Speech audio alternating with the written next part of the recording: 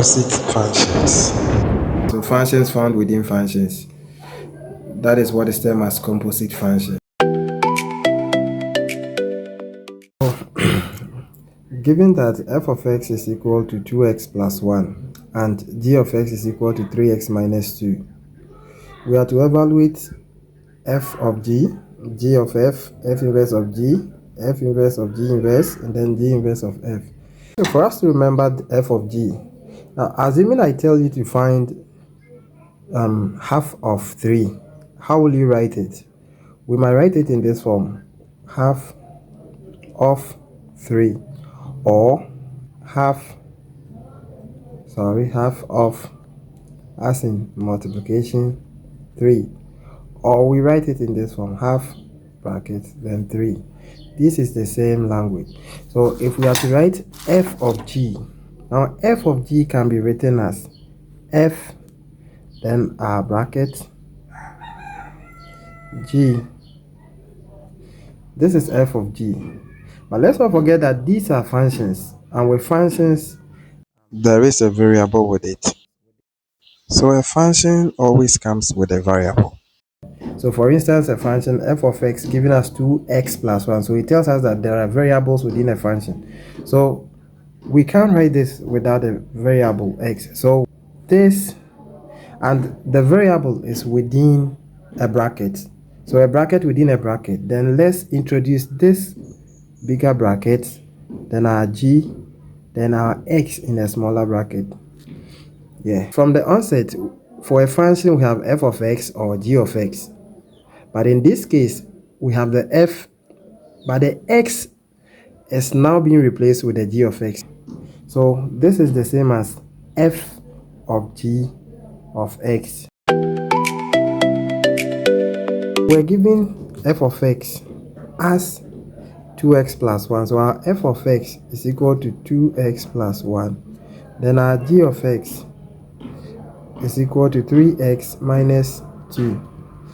We are finding form, or f of g, which is the same as our f outside the bigger bracket, then our g, then x within. Now what does this mean? This actually means that we are writing the function f first. Now as we write the function f, wherever we see x, we are putting the function g of x there. So this is telling us that there is a function f which contains another function g of x. What do I mean? Now we have our function f of x to be 2x plus 1. So assuming we're to write the 2x plus 1. Now what it means is that anywhere we see x, we are to replace x with the function g of x.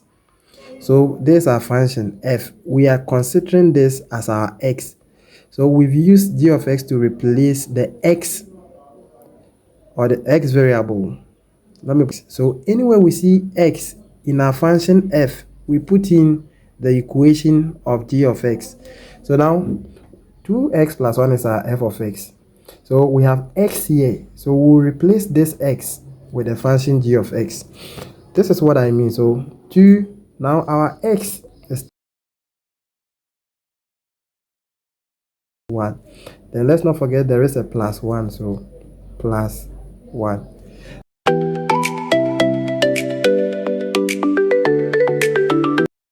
Same way, let's find g of f. Firstly, we know that this can be written as g outside the bigger bracket, our function f, then x within the smaller bracket, which means that we are writing our g of x function. Now wherever we see x within our g of x function, we put in the f of x function. So let's write our g of x. Where is it? We have 3x minus 1. Now we can see x right here. So this is where we are putting in 2x plus 1, which is the f function.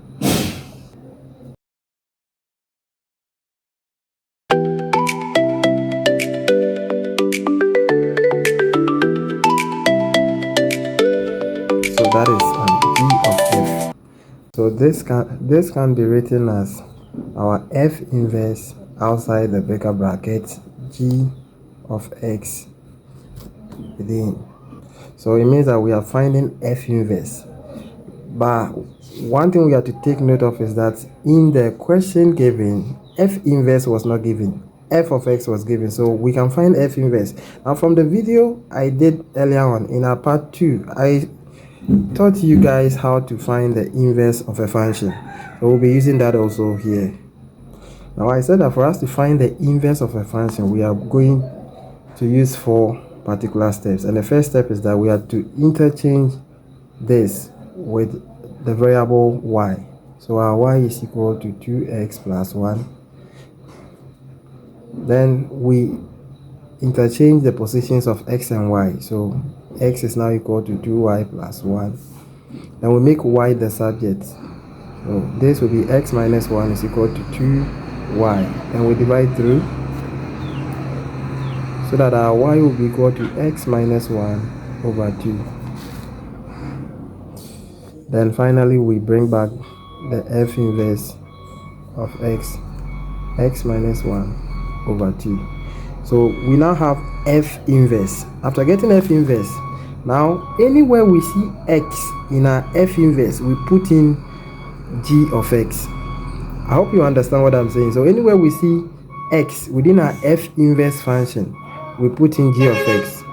So now we have our f inverse, then we have our g of x. So anywhere we see x within our f inverse, we put in the g of x function.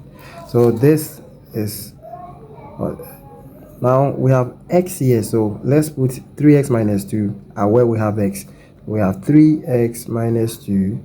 Let's not forget we have minus 1, so minus 1 divided by 2, so 2. Now there's no other x in, so let's simplify. We are finding g inverse of f. So first of all, let's find g inverse. Now how do we find g inverse? Let's write the g of x function. We have